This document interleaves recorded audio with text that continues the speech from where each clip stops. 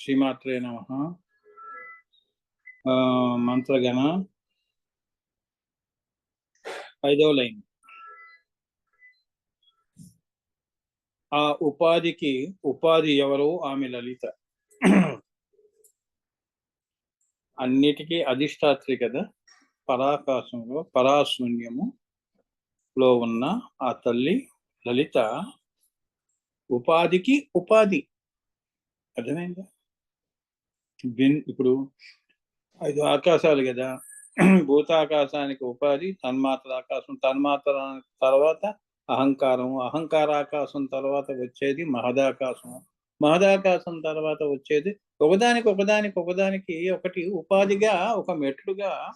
అన్నిటికీ ఉపాధి ఎవరు అంటే పరాశూన్యము అంటున్నారు. ఆ పరాశూన్యమే శ్రీ లలితా పరాభట్టారిక అంటున్నారు. అది వరుస క్రమంలో కూడా చూడండి. దేవతల్లో శ్రీ లలితా పరాభట్టారిక, తర్వాత వచ్చేది ఏమ్మ రాజరాజేశ్వరి కదా. అవునా? రాజరాజేశ్వరి తర్వాత మహాత్రిపుర సుందరి కదా. మహాత్రిపుర సుందరి తర్వాత బాలా త్రిపుర సుందరి, తర్వాత ఈ దేవతలంతా వచ్చారు. అవునా? అది చెప్తున్నారు. ఉపాధికి ఉపాధి ఎవరు? ఆమె లలిత. ఆ ఉపాధిని కార్యకారణముకు లొంగేటట్టుగా చేసినది ఎవరో? ఆమె భువనేశ్వరి. ఉపాధికి ఉపాధి కదా. దాన్ని కార్యకారణ అంటే హ్రీంకారాసన గర్భితానల శిఖామన్న ఈ భువనేశ్వరి అమ్మవారు ఏం చేసింది? బిందువులో ఉన్న శివశక్తుల యొక్క కార్యకారణాలని ఈ తల్లి ఏం చేసినది? లొంగేటట్లుగా, అంటే సాకారము చేయటము, అంటే కర్త కర్మ క్రియని చేసే శక్తి ఈ భువనేశ్వరి అమ్మవారు చేసినది అని చెప్తున్నారు ఇక్కడ. ఆమె శ్రీ మహాత్రిపుర సుందరి. ఆమె ఎవరు? మహాత్రిపుర సుందరి, అంతే కదా. విశ్వయోనిలో బ్రహ్మ విష్ణు మహేశ్వరుడు ఏమ్మా. ఇది ఈ 3 కలిపితే మహాత్రిపుర సుందరి స్వరూపం. అక్కడి నుంచి కదా అమ్మవారు భువనేశ్వరిగా వచ్చినది, హ్రీం బీజముగా వచ్చినది. అక్కడి నుంచి కదా అమ్మవారు అష్టధాతువులు పెట్టుకొని అష్టకోణ చక్రం దగ్గర నుంచి ఆమె కింద వరకు కూడా ఈ భూతాకాశం వరకు కూడా, భూతాకాశంలో మళ్ళీ పంచీకరణ జరిగి, పంచభూతముల వలన పంచీకరణ జరిగి జీవకోటి అనేది వచ్చింది కదా. సో అక్కడి నుంచి ఆ యొక్క భువనేశ్వరి హ్రీం బీజం అన్నది మహాత్రిపుర సుందరి పరానాదము దగ్గర నుండి, పరావాక్కు దగ్గర నుండి, పరావాక్ పరానాదము అంటే ఈంకారము శ్రీంకారము, బిందువులోకి వచ్చినప్పుడు శ్రీంకారం అవుతుంది. అది మళ్ళీ కింద మహదాకాశాల్లోకి వచ్చినప్పుడు హ్రీంకారం అవుతుంది. హ్రీంకారం మళ్ళీ కింద ఆకాశాలు భూతాకాశాన్ని సృష్టించినప్పుడు ఓంకారం అవుతుంది అని చెప్తున్నారు. అది పరానాదము పరావాక్కు అంటున్నారు. పరావాక్కు దగ్గర నుండి మూలాధారంలో వైఖరి వాక్కు ఉపాధి ఆయన పరా అనే మూలాధార నాద శక్తి వరకు ఆమెయే అధిష్టాత్రి. అంటే ఏంటంటే ఈ పరావాక్. ఇప్పుడు నువ్వు మాట్లాడుతున్నావు కదా, ఇది ఎక్కడి నుంచి మాట్లాడుతున్నావు? ఈ మాట ఎక్కడి నుంచి వస్తుంది? నీ మూలాధారంలో అభావముగా ఉన్న నీ యొక్క ఆలోచనలు, భావాలు, ఊహలు, దానికి అవి ఎలా ఉన్నాయి? పుట్టిన పసిబిడ్డల్లా ఉన్నాయి ఏమ్మా. అది కొద్దిగా మణిపురా చక్రం దగ్గరికి, పరావాక్ ఏమవుతుంది? మణిపురా చక్రం దగ్గరికి వచ్చినప్పుడు భావాన్ని సంతరించుకుంటున్నాయి. నేను ఇప్పుడు ఈ పని చెయ్యాలి అన్న ఒక భావ రూపంలో, అభావము భావ రూపంలోకి తీసుకురావటం. అది ఏం చేస్తున్నావు? మళ్ళీ హృదయంలోకి వచ్చినప్పుడు దాన్ని ఏం చేస్తున్నావు? హృదయంలో అక్షర రూపం దాలిస్తున్నావు. అక్షరం ఉండాలి కదా.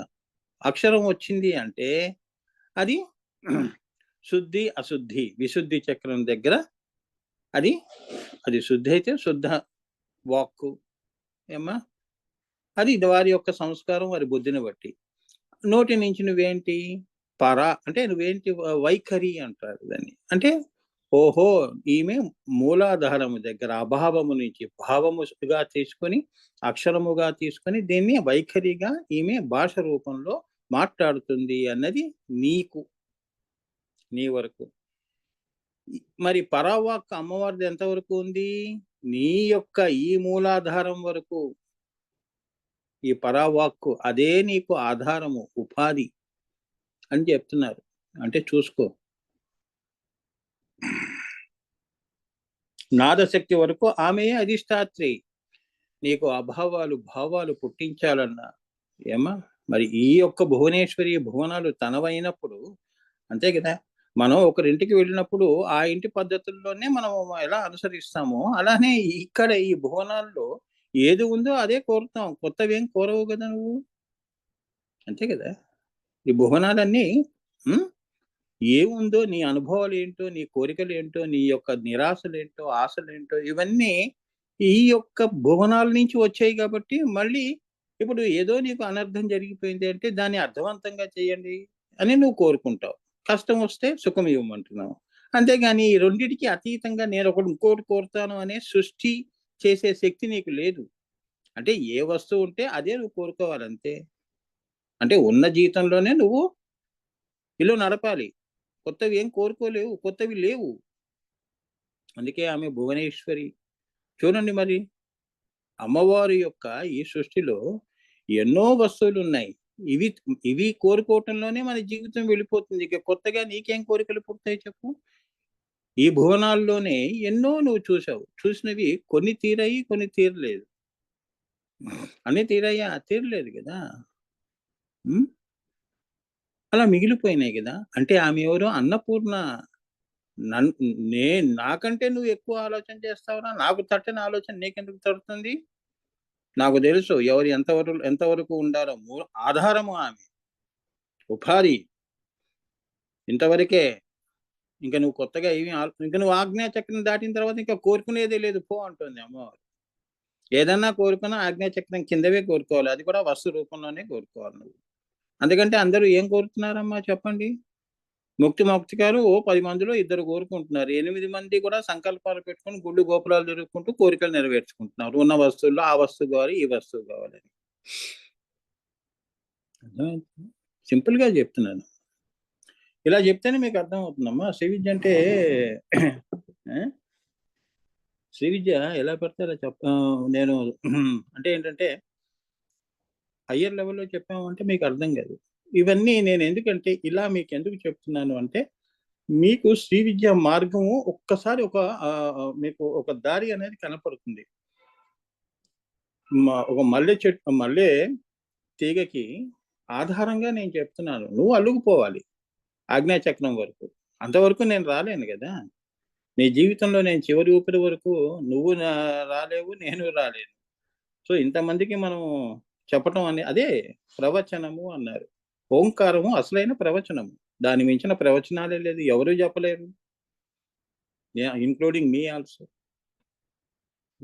మహామహులు ఏమా గుళ్ళు గోపురాల గురించిను దాని యొక్క చరిత్రల గురించి చెప్పడమే కానీ ప్రవచనాలంటే ఓంకారం అసలైన ప్రవచనము. ఆ ఓంకార ప్రవచనం వల్లనే సృష్టి వచ్చినది. నీ జ్ఞానం కూడా వచ్చినది, నీ అజ్ఞానం కూడా పుట్టినది, విజ్ఞానం పుట్టినది. ఏది పుట్టలేదు? ఓంకారం నుంచి. అందుకే ఓంకారం ముందు పెడతారు, ఓం అని అంటారు. ఎందుకు? అది సర్వము, ఉపాధి, అన్నిటికీ ఉపాధి. నీ జీవితానికి ఉపాధి ఓంకారం. నువ్వు ఏ దేవతల్ని పూజ చేసినా, వారాహి అమ్మవారు అంటున్నావు, ఇది అంటున్నావు, నవరాత్రులు అంటున్నావు, చేసుకోండి మంచిదే. ఓంకారం లేకుండా అష్టాక్షరి మంత్రం ఎక్కడుంది? నారాయణ మంత్రం. ఓంకారం లేకుండా పంచాక్షరి అమ్మ శివయ్యది ఎక్కడుంది చెప్పు? ఓం ఉండాల్సిందే కదా. అప్పుడే కదా అష్టాక్షరి మంత్రం. ఓం నమో నారాయణాయ అన్నావు, ఓం నమ శివాయ అన్నావు, ఓం నమో నారాయణాయ అన్నావు. ఆ నా తీసేసేయి, ఓం నమో శివాయ అన్నావు. అవునా? ఇందులో తీసేసేయి, ఆ నా తీసేసి పలకలేవు. ఇట్లా చెప్తున్నారు వారు. సో ఇక్కడ ఏంటంటే అన్నిటికీ సమస్తము ఆమెయే అధిష్టాత్రి. సమస్త నాద శక్తులు పరానాదము. ఈ పరానాదము పరాకాశములో పుడుతుంది. ఇది ఎక్కడ పుడుతుంది? పరాకాశాల్లో పుడుతుంది నాదము. అది వైఖరిగా ఓంకారముగా సృష్టిని చేస్తోంది అని. ఇది ఎక్కడ పుడుతోంది అంటే పరాకాశాల్లో పుడుతోంది. అంటే అవ్యక్తాకాశాలు పైన. ఈ నమః. అదే బిగ్ బ్యాంగ్ థియరీ అంటారు కదా. నాదము పుట్టింది. నాదము నుంచి నీకు నాదము జ్యోతి రెండు ఒకటేనమ్మా. ఏమ్మా ఈ రెండు ఆ జ్యోతి నుంచి ఏమ్మా పరంజ్యోతి అన్నారు కదా, పరమాత్మ పరంజ్యోతి అమ్మవారి జ్యోతి స్వరూపిణి. ఇది జ్యోతి విద్య. అర్థమైంది? ఆత్మ విద్య జ్యోతి విద్య. శ్రీ విద్య అంతా జ్యోతి విద్య. శరీరంతో చేసే పూజలు కావు ఇవి. జ్యోతి మార్గంలోనే వెళుతుంది జ్యోతి. నువ్వు ఎక్కడికి శరీరాన్ని నువ్వు తీసుకెళ్తావు గుడికి. సో జ్యోతినే నువ్వు ఆరాధిస్తున్నావు. శరీరము కేవలం ఒక భువనము, స్థూలము. అందుకే ఇది శ్రీ విద్య అన్నారు. ద హైయెస్ట్ అన్ని విద్యల్లో కూడా గొప్ప విద్య ఇది. అమ్మవారి యొక్క ఉన్నమాట చెప్తున్నాను. అమ్మవారి యొక్క అనుగ్రహం ఉంటేనే ఆ రసో ఐసా అంటారు కదమ్మా, ఆ రసానుభూతిని నువ్వు పొందగలుగుతావు. అది నీ మాటల్లో కూడా అదే సువాసనలు వస్తూ ఉంటాయి. శ్రీ విద్యా సువాసనలు అమ్మవారు అంత తొందరగా ఎవరికి కూడా అది ప్రసాదించదు. వాడు పూర్వజన్మ సుకృతాన్ని బట్టి వాడికి ఆ శ్రీ విద్య అబ్బుతుంది. అది ఎలా పడితే అదే చదువులు కావు. అపర విద్యలు ఒక 2 సంవత్సరాలు గట్టి పట్టుబట్టి కూర్చొని చదివితే నీకు అర్థమైపోతుంది. 64 కళల్లో ఏముందమ్మా? మనం ఒక డ్యాన్స్ నేర్చుకోవాలన్నా, ఒక పాట పాడాలన్నా మనసు పెట్టి నువ్వు కూర్చున్నావు అనుకో, 2 సంవత్సరాల్లో నువ్వు కూడా పాట పాడగలుగుతావు. కానీ శ్రీ విద్య అలా కాదు కదా. అది చెప్తున్నాను. అందుకే ఇది నాద విద్య అన్నారు. నాదము నుంచి ఏమొచ్చింది? అభావము నుంచి భావము, భావము నుంచి అక్షరము వస్తుంది. సో ఇది నాద విద్య. సో సమస్త నాదశక్తులు కూడా పరానాదము నుంచి వచ్చాయి. ఈ పరానాదము పరాకాశంలో పుడుతుంది, పరావాక్కు భూతాకాశంలో పుడుతుంది. అంటే ఏంటంటే దాని యొక్క రివర్బరేషన్ అంటారు. ఎక్కడో ఈ కొండ నుంచి ఓ అంటే ఆ కొండలో మళ్ళీ ప్రతిధ్వనించటం. అంటే ఆ యొక్క పరానాదము అంటే ఈంకారము ఎక్కడ ప్రతిధ్వనించింది? భూతాకాశంలో ఓంకారంగా ప్రతిధ్వనించింది అని చెప్తున్నాడు. అప్పుడు కదా నువ్వు చెప్తావు, అరే ఇది ఎక్కడో పైన ఈంకారంలో ఆ కొండ నుంచి ఎవరో ఓ అంటే ఈ కొండలో వినిపిస్తోందిరా అంటే అప్పుడు నీకు తెలుస్తుంది పరావాక్కు ఒకటి ఉంది అని. లేదా నీకు తెలియదు. అందుకే ఎదగాలమ్మా మనం కూడా. ఆలోచనలో ఎదగాలి. ఉన్న ఆలోచనలతోనే సంసారం చేయటం కాదు. ఊహలు కానీ కోరికలు కానీ ఈ యొక్క పరిధిలోనే నీ జీవితం వెళ్ళిపోకూడదు.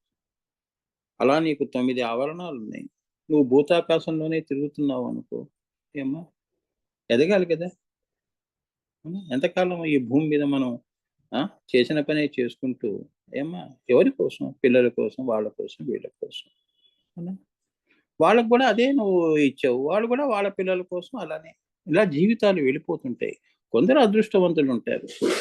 ఇది అమ్మవారి యొక్క పూజలు సమర్థవంతంగా సమతుల్యంలో పెట్టుకుంటూ సంసారాలు చేసుకుంటూ కూడా మౌక్తికాల్ని పొందిన వాడు మహానుభావులు కూడా ఉన్నారు భూమి మీద. అదంతా అమ్మ అనుగ్రహం. అనుగ్రహాన్ని పొందాలి అంటే అమ్మవారి యొక్క దృష్టిలో మనం పడాలి కదమ్మా. పడితే కదా ఆ తల్లి యొక్క చల్లని చూపు నీ మీద ఉంటుంది. అది చెప్తున్నాను. అందుకే if you look at me I look at you అంటాడు. అంటే ఏంటి? నువ్వు ఎప్పుడు మనసంతా కూడా అమ్మ యొక్క మందిరంగా మార్చుకో. కోరికల యొక్క మందిరంగా మార్చకు. మనసు ఎప్పుడు కూడా మందిరంలా ఉండాలి. ఆమె మనసు నిజంగా ఎంత బాగుంటుందండి, ఆమె ఎంత మంచి మనసు ఉందండి అని అనిపించుకోవటం. నీ దగ్గర అందుకే కూర్చుంటారు అంటే ఏంటంటే నీ మనసే మందిరం అయినప్పుడు, నువ్వు గుడిలో వెళ్ళినప్పుడు 10 నిమిషాలు ఎలా కూర్చుంటావో నీతో అలానే నీ మనసు మంచిదైతే నీ చుట్టూ అందరూ చేరి నీ మాట, నీ మనసుని ఆస్వాదిస్తూ ఆ మనశ్శాంతిని పొంది ఇళ్ళకి వెళ్తూ ఉంటారు. అలా నీ జీవితం ముందుకు వెళ్ళాలి. అది చెప్తున్నాడు ఇక్కడ. ఇది కూడా ఒక భువనమే కదమ్మా. నీ శరీరం కూడా ఒక భువనమే. అందుకే దాన్ని జాగ్రత్తగా చూసుకోవాలి. శిథిలావస్థలకి తెచ్చుకోకూడదు. ఇష్టం వచ్చినట్టు మనం ప్రవర్తించకూడదు. ఇష్టారాజ్యం భర్తలు పట్టం అన్నట్టు అలా మనం ఉండకూడదు జీవితంలో. నీకు ఒక గమ్యం ఉన్నది. జాతృ జేయము నువ్వు జయంగా పుట్టావు. వాడోడి కోసం నువ్వు పుట్టావా? అవునా? ఈ సృష్టిలో ఎవరికి ఎవరు చివరికి? ఏది శాశ్వతం అనుకుంటున్నావో చివరికి నువ్వు పోయే టైంకి అందరూ అశాశ్వతం అయిపోయింది కదమ్మా! ఏది చెప్పండి ఏది శాశ్వతం? ఆ వైరాగ్యం తెచ్చుకుంటేనే గాని హ్మ్. నువ్వు ఈ శ్రీ విద్యా మార్గంలో రాలేవు. అక్కడ అందుకే కృష్ణుడు ఏమన్నాడు? ఇది చాలా కష్టం కాబట్టి మనుషులకి మీరేం చేస్తారు? ఏ పనన్నా చేయండి. సంసారాలు, పెళ్ళిళ్ళు చేసుకోకుండా ఉండకూడదు. చేసుకోండి. పిల్లల్ని కనండి.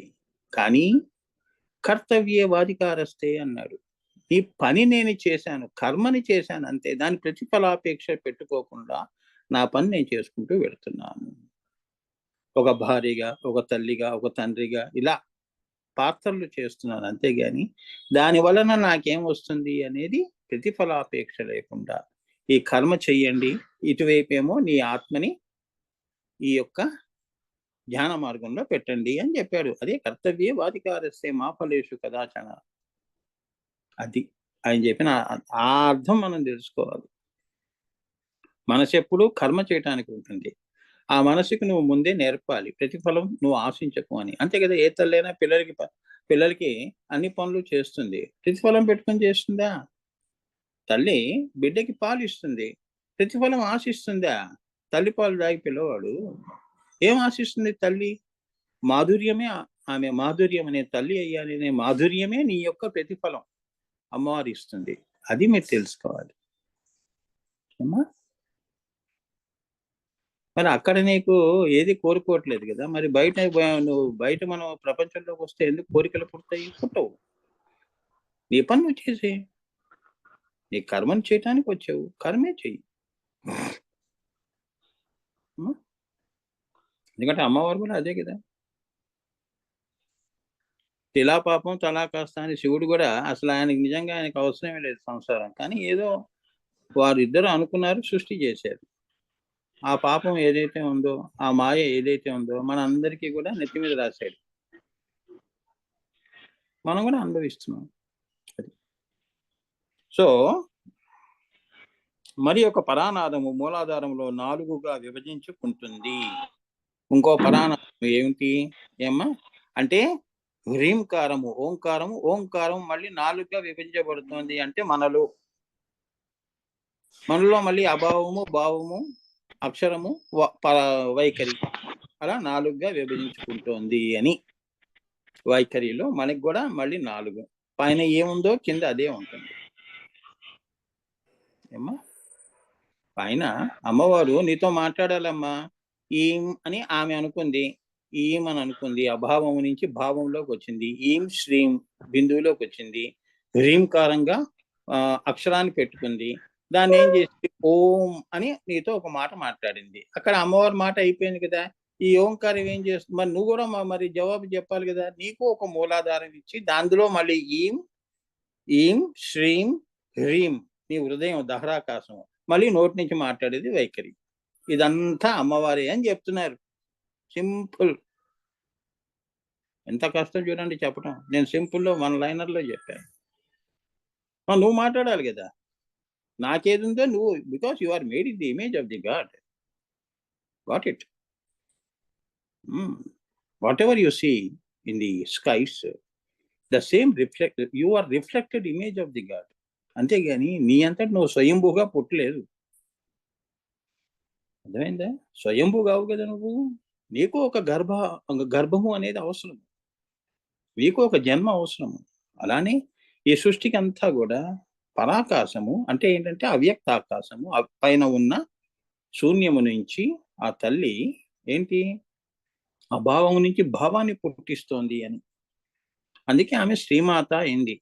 అండపిండ బ్రహ్మాండాన్ని కన్నది గాబట్టి ఆమె భువనేశ్వరి లేదా అమ్మవారు లలిత ఏమవుతోంది? రాజరాజేశ్వరి అయి, మహాత్రిపుర సుందరి అయి, ఈ భువనేశ్వరి ఆ కార్యకారణాలని సాకారం చేస్తూ ఓంకారముగా తీసుకొచ్చి, అక్కడి నుంచి నిన్ను, నన్ను ఈ యొక్క 84,00,000 జీవరాశులందరినీ గూడా పుట్టించింది అని చెప్తున్నారు ఇక్కడ.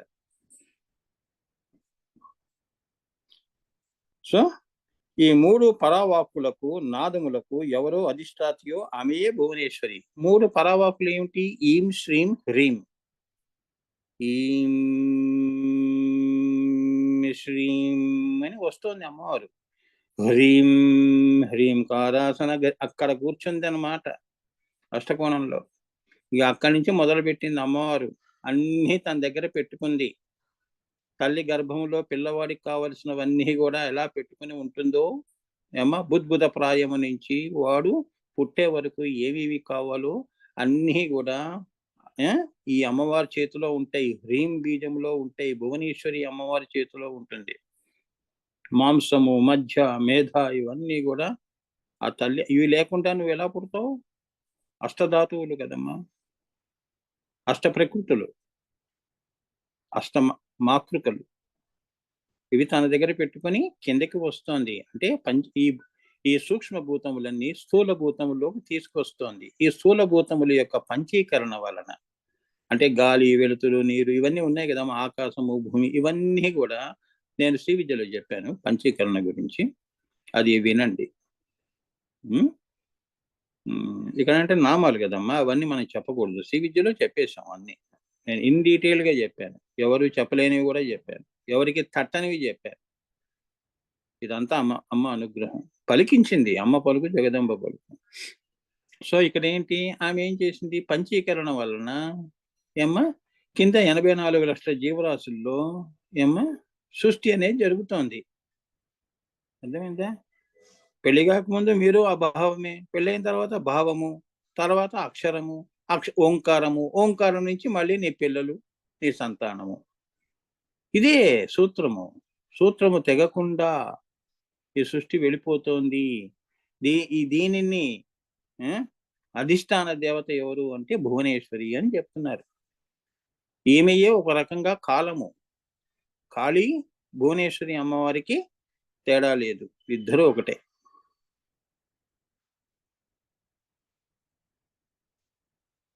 ఆమెయే ఈ 3 పరావాక్కులకు, నాదములకు ఎవరు అధిష్టాత్రియో ఆమెయే భువనేశ్వరి. అందుచేత భువనేశ్వరి అంటే లలితా పరమేశ్వరి, సనాతని అని అంటారు అమ్మవారిని. ఈ లలిత అమ్మవారే కిందకి వచ్చినప్పుడు ఆమె ఏమవుతోంది? భువనేశ్వరి అవుతోంది. అంటే ఈ 9 మంది ఈ 10 అవతారాలు కూడా అమ్మవారి యొక్క ఎలాంగేషన్ అంటారు. ఎలాంగేషన్ అంటే ఏం చెప్తాం? ఇప్పుడు నీ యవ్వనము, బాల్యము, యవ్వనము, కౌమార్యము, ప్రౌఢము, వృద్ధాప్యము, చావు, కానీ నువ్వే ఈ అవస్థలు.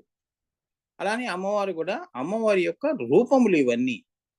సూర్యుడు, సూర్య కిరణాలుగా వచ్చారు ఈ 10 మంది దేవతలు. ఈ 10 మంది అమ్మవారి యొక్క కిరణ సముదాయము. అది తెలుసుకోవాలి మీరు. అంతేగాని ఈ కిరణం వేరు, ఆ కిరణం వేరు, భువనేశ్వరి అమ్మవారి వేరు, కాళీ వేరు, ఇట్లా ద్వైతముగా నువ్వు పూజ అనేది చేయకూడదు అంటున్నారు. ఈ దృష్టితో నువ్వు చెయ్యి. భువనేశ్వరి అమ్మవారిని లలితా స్వరూపంగా ఆ తల్లి యొక్క రూపమే అని చెప్పి విషయము తెలుసుకుని, దాని అర్థం తెలుసుకుని పూజ చెయ్యి. అప్పుడు అమ్మవారు నీకు అనుగ్రహించి నీ కోరిక సంకల్పాన్ని నెరవేరుస్తుంది. ఆమె చరిత్ర తెలుసుకోకుండా నువ్వు అది ఇవ్వు అంటే నువ్వు ఎవరు అంటుంది. నీ ఆధార్ కార్డు ఏంటి అంటుంది. ఏంది నువ్వు అడగా కొబ్బరికాయ కొట్టంగానే ఏంటి అడుగుతున్నావు అంటుంది. ఎందుకు ఇవ్వాలి అంటుంది. నేనెవరో నీకు తెలుసా అంటుంది. అంతే కదమ్మా, ఒకరినొకరు పరిచయం చేసుకున్నప్పుడు చెప్పుకోం. అప్పుడే కదా నమ్మకం అనేది వచ్చేది. ముందు నీకు నమ్మకమే లేదు. అసలు ముందు ఆ పక్క వాళ్ళ గురించి మనకి ఎంత తెలుసు అన్నదే మనకి ఐడియా లేదు. భువనేశ్వరి అమ్మవారి మీద ఎంతమందికి ఉంది? ఇప్పుడు నేను చెప్పినదంతా ఎంతమంది ఇది పెట్టుకుని అమ్మవారికి నమస్కారం చేస్తున్నారు? ఎంతసేపు సంకల్పాన్నే పెట్టుకుని చేస్తున్నారు కానీ, అరే అక్కడ అమ్మవారు ఇస్తుందా, ఇవ్వదా, మనం ఏమిటి, మనం ఏ పద్ధతుల్లో వెళ్ళాము, ఎలా అడుగుతున్నాము అన్నది వాళ్ళు ఆలోచన చేయరు. అందరితో నీకెందుకు, నీ సంగతి అందరిలో నువ్వు కూడా ఉన్నావు. అందరూ అనుకుంటే, అందరూ అంటున్నప్పుడు పక్క వాడిని అడిగితే అందరూ అందరే. అందరికీ ఒకే రకంగా చెప్తోంది జవాబు అమ్మవారు. నువ్వు కొబ్బరికాయ కొన్న దగ్గర నుంచి సంకల్పం ఏదైతే నీకు పుట్టించడం కూడా ఆమె పుట్టిస్తోందమ్మా. అది తీర్చాలా తీర్చకూడదా అనేది కూడా ఆమె చేతిలోనే ఉన్నది అని చెప్తున్నారు. ఈ సృష్టిలో ఎవ్వరూ కూడా, అన్ని సంకల్పాలు కూడా, నీకు పుడుతున్నవన్నీ కూడా పుట్టక ముందు అమ్మవారి చేతిలో ఉంటాయి.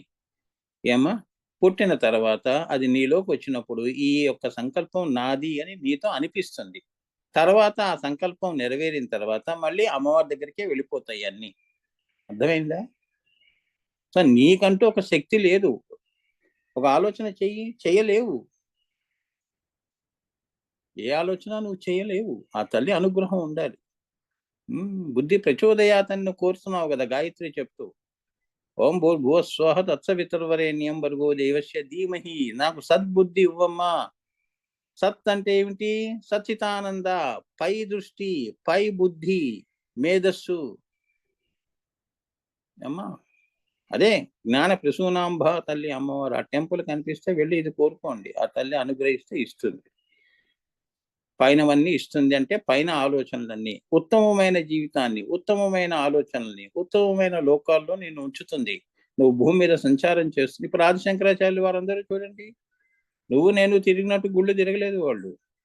వారు దివ్యమైన కార్యాలు పెట్టుకొని భూ సంచారం చేసి ఏమ్మా ఆది పురుషులై, గురువులై, ఆది గురువులై మళ్ళీ పైకి వెళ్ళిపోయారు.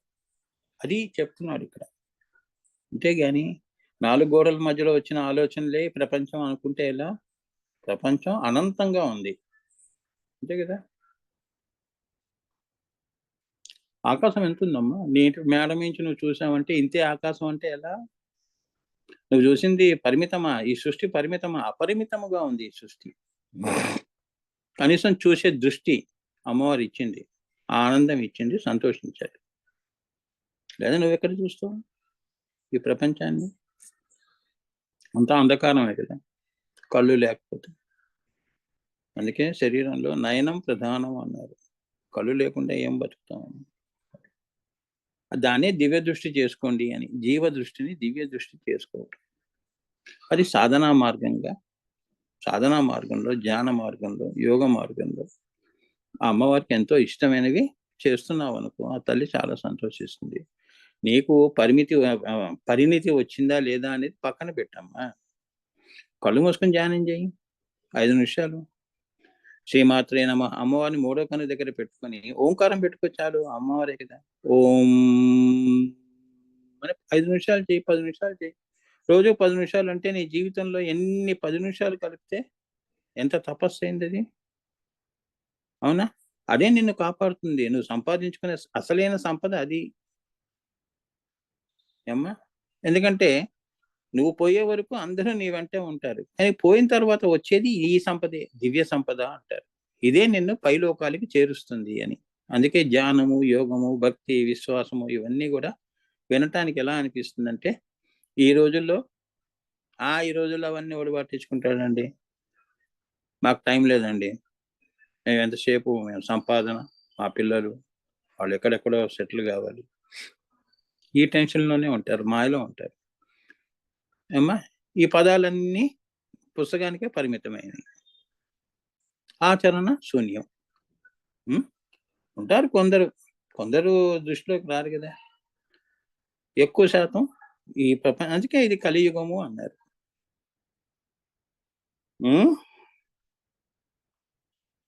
అందుచేత భువనేశ్వరి అంటే లలితా పరమేశ్వరి, ఆమె సనాతని అని కూడా తెలుసుకోవాలి. అంటే ఈ సమస్త బ్రహ్మాండమునకు ఉపాధి అయిన ఈశ్వరి ఎవరు? ఆమె భువనేశ్వరి. ఈ సమస్త భువనాలన్నిటికీ కూడా, అండపిండ బ్రహ్మాండాలన్నిటికీ కూడా ఈశ్వరి ఎవరైతే ఉన్నారో, అంటే శ్రీమాతగా ఎవరైతే ఉన్నారో ఆమెయే భువనేశ్వరి నాయన. అది తెలుసుకో. ఆ భువనేశ్వరియే ఆ లలితా భట్టారిక అమ్మవారి యొక్క ప్రతిరూపం నాయన. అంతేగాని ఆమె అద్దంలో చూసింది అంటే భువనేశ్వరి అయిందని అనుకో లలిత అమ్మవారు. ఆమె పక్కకి జరిగిందంటే అక్కడ భువనేశ్వరి ఉండదు, ఉట్టి లలితే ఉంటుంది. ఆమె అద్దం దగ్గరకు వచ్చినప్పుడు భువనేశ్వరి అవుతుంది, కాళీ అవుతుంది. అంతేనమ్మా, అంతకంటే ఏం లేదు. ఈ సృష్టి అంతా అమ్మవారి యొక్క ప్రతిరూపము.